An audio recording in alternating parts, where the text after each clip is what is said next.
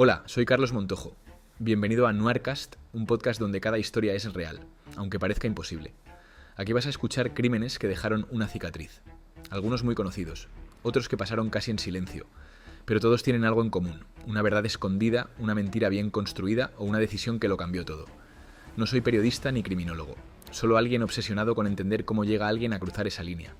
Cada semana voy a subir varios episodios. Casos cortos, casos largos, pero siempre contados con calma, con respeto y con la tensión que merecen. Y ahora sí, empezamos.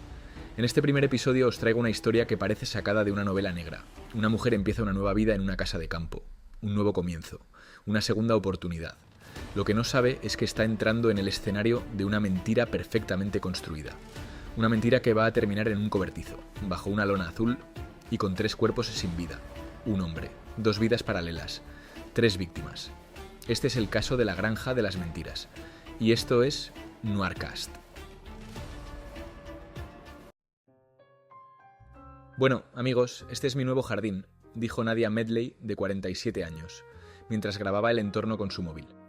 Era miércoles, 10 de mayo de 2017, y Nadia estaba sola en mitad de un extenso prado a las afueras de Caldwell, en el estado de Idaho. Giró lentamente el teléfono, captando la hierba alta y las flores silvestres que la rodeaban. A lo lejos se veían árboles y las vallas de propiedades vecinas. El cielo azul estaba despejado y todo era silencio, salvo por el canto suave de los pájaros. «Esto me está gustando un poquito», comentó Nadia. Enfocó una valla vieja, con los alambres rotos, que necesitaba ser arreglada. Explicó que arreglarla era uno de los proyectos que tenía pendientes. A sus pies, uno de sus 3 perros olfateaba y mordisqueaba la hierba. «Los únicos que pastan ahora son los perros», bromeó Nadia. «Pero eso cambiará. El terreno tenía tantos árboles que ni siquiera se veía la casa donde vivía. Se notaba en su voz lo feliz que estaba con su tranquila vida en el campo mientras narraba el vídeo. Grabó el gallinero donde tenían a las gallinas, y luego enfocó una pequeña construcción a lo lejos. «Hola, cobertizo», dijo.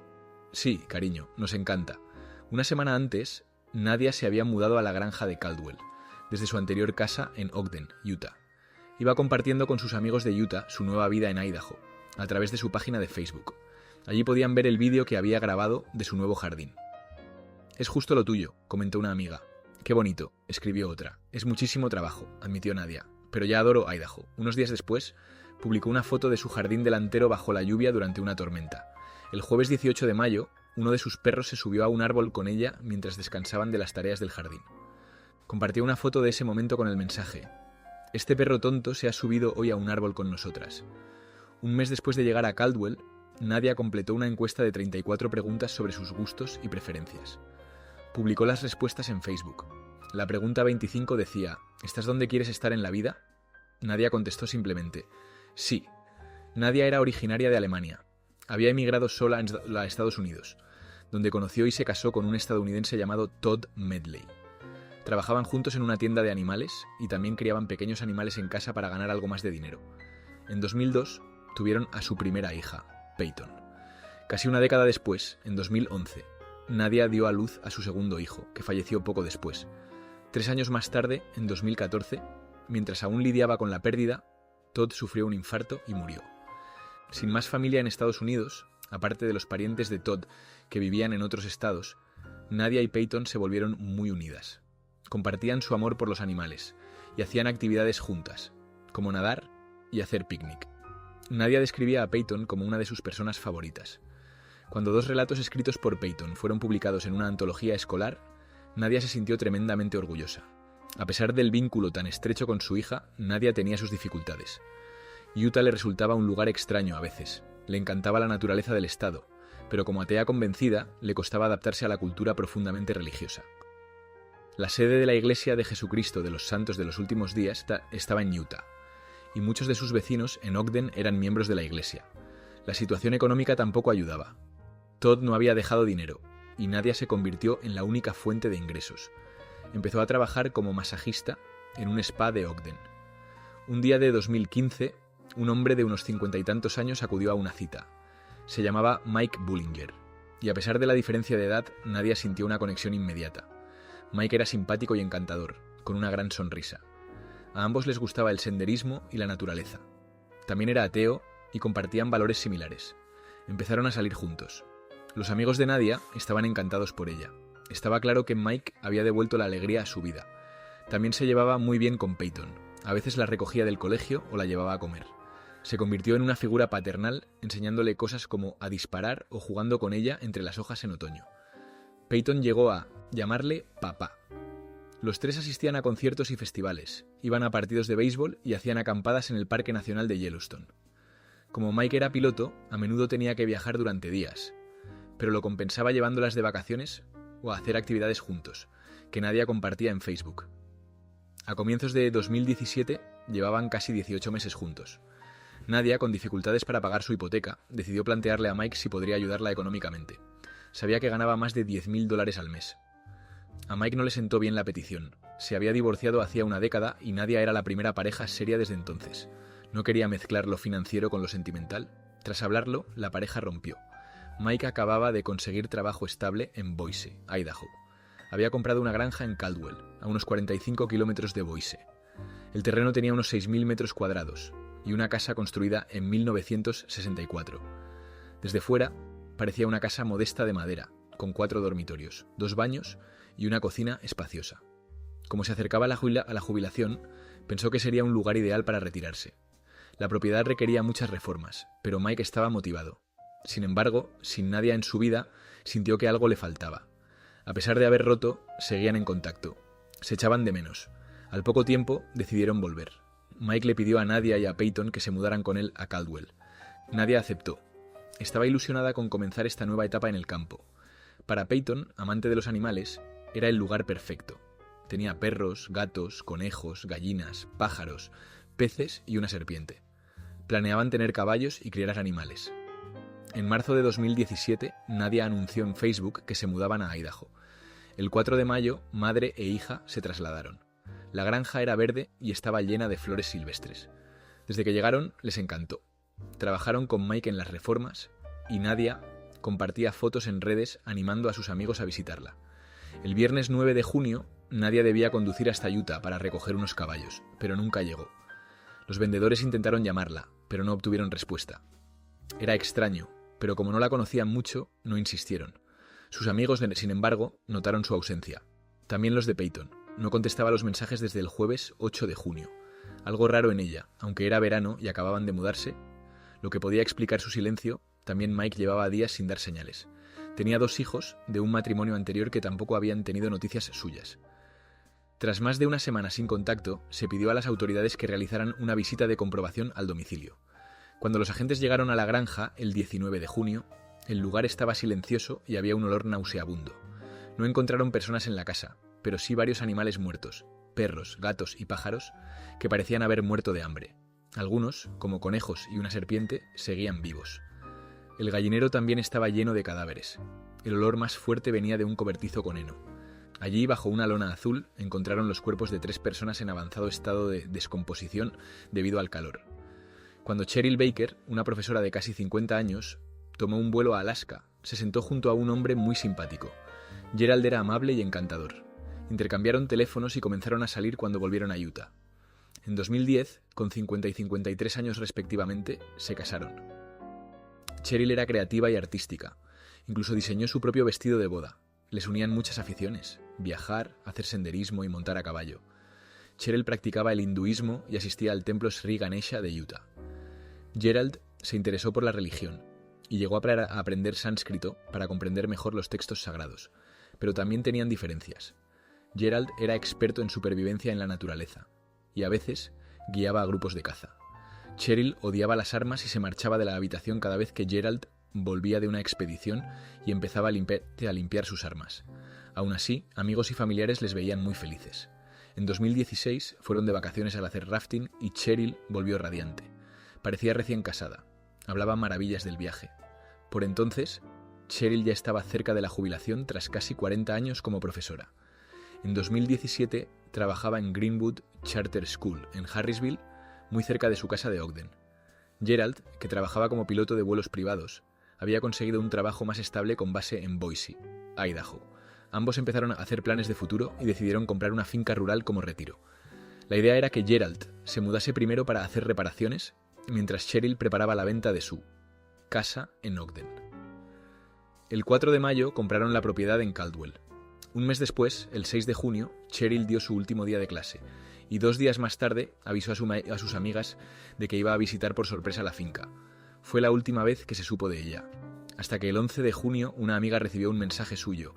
«Cuida de mis perros, no sé si volveré». Su hermano no se preocupó al principio. Creía que tal vez Cheryl y Gerald se habían ido de acampada. Pero pasaron los días y nadie supo más. Mientras tanto, la policía de Caldwell recibió peticiones para comprobar el estado de Mike, Nadia y Peyton. Cuando llegaron, encontraron la escena espantosa. Todos los animales estaban muertos o abandonados. Y bajo una lona, en el cobertizo, estaban los 3 cuerpos, asesinados de un disparo en la cabeza. Por el estado de los cadáveres, llevaban muertos al menos 10 días. Todo apuntaba a que eran Nadia, Peyton y Cheryl. Pero el tercer cuerpo no era Mike Bullinger, cuyo nombre completo era Gerald Michael Bullinger. Había nacido en Wyoming en 1957. Su familia pertenecía a la iglesia mormona y a los 19 años fue enviado como misionero a Filipinas. De vuelta en Estados Unidos, estudió en una universidad mormona de Idaho, donde conoció a Jacqueline «Jackie» García. Se casaron en 1978 en el templo mormón de Salt Lake City. Pero Jackie pronto se dio cuenta de que había sido un error. Mike era violento. En una discusión, Jackie le preguntó si quería pegarla. Él respondió, sí. Acabó haciéndolo.